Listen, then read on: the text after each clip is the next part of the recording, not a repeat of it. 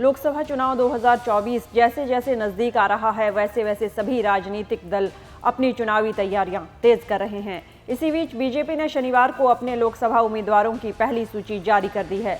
BJP ने शनिवार को उत्तर प्रदेश की 51, पश्चिम बंगाल की 20, मध्य प्रदेश की 24, गुजरात और राजस्थान की 15-15 सीटों के लिए उम्मीदवारों की घोषणा की। इसके अलावा केरल की 12, तेलंगाना, असम, छत्तीसगढ़ और झारखंड की 11-11 सीटों पर भी उम्मीदवार घोषित किए गए।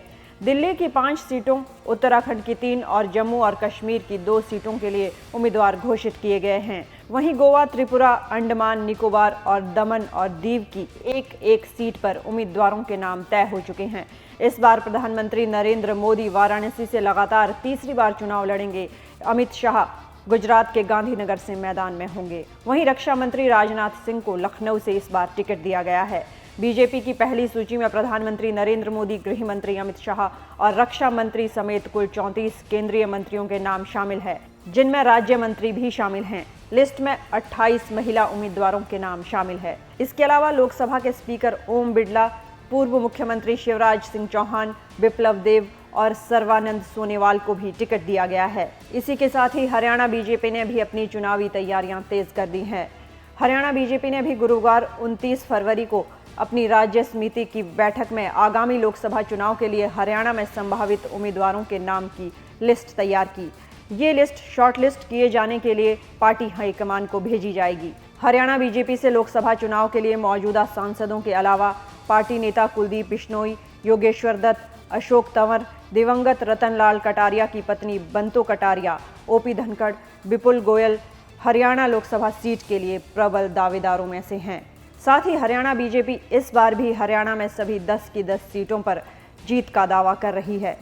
लोकसभा चुनाव 2024 जैसे जैसे नजदीक आ रहा है, वैसे वैसे सभी राजनीतिक दल अपनी चुनावी तैयारियां तेज कर रहे हैं। इसी बीच बीजेपी ने शनिवार को अपने लोकसभा उम्मीदवारों की पहली सूची जारी कर दी है।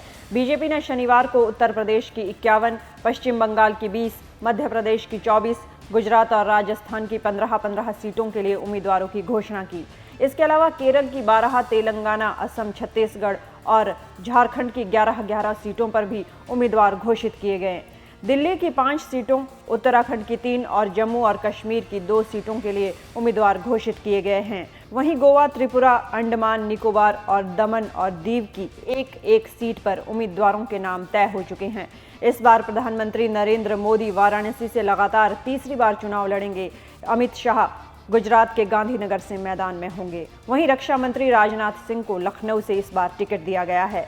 बीजेपी की पहली सूची में प्रधानमंत्री नरेंद्र मोदी, गृह मंत्री अमित शाह और रक्षा मंत्री समेत कुल 34 केंद्रीय मंत्रियों के नाम शामिल है, जिनमें राज्य मंत्री भी शामिल हैं। लिस्ट में 28 महिला उम्मीदवारों के नाम शामिल है। इसके अलावा लोकसभा के स्पीकर ओम बिरला, पूर्व मुख्यमंत्री शिवराज सिंह चौहान, बिप्लब देब और सर्बानंद सोनोवाल को भी टिकट दिया गया है। इसी के साथ ही हरियाणा बीजेपी ने भी अपनी चुनावी तैयारियां तेज कर दी हैं। हरियाणा बीजेपी ने भी गुरुवार 29 फरवरी को अपनी राज्य समिति की बैठक में आगामी लोकसभा चुनाव के लिए हरियाणा में संभावित उम्मीदवारों के नाम की लिस्ट तैयार की। ये लिस्ट शॉर्टलिस्ट किए जाने के लिए पार्टी हाईकमान को भेजी जाएगी।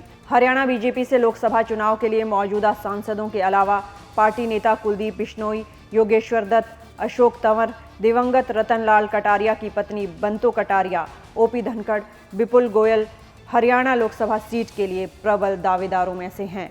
साथ ही हरियाणा बीजेपी इस बार भी हरियाणा में सभी 10 की 10 सीटों पर जीत का दावा कर रही है।